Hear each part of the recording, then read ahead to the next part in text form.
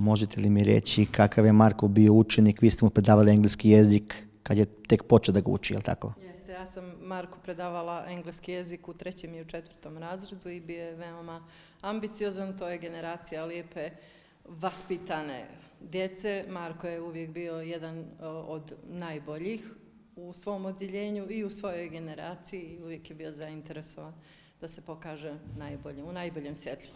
Šta je Marko pričao za učenje engleskog jezika? Bila je neka anegdota, kako sam shvatio? Bila je, jednom je na testu iz engleskog dobio 4 i sav iznerviran što je dobio 4, a ne 5.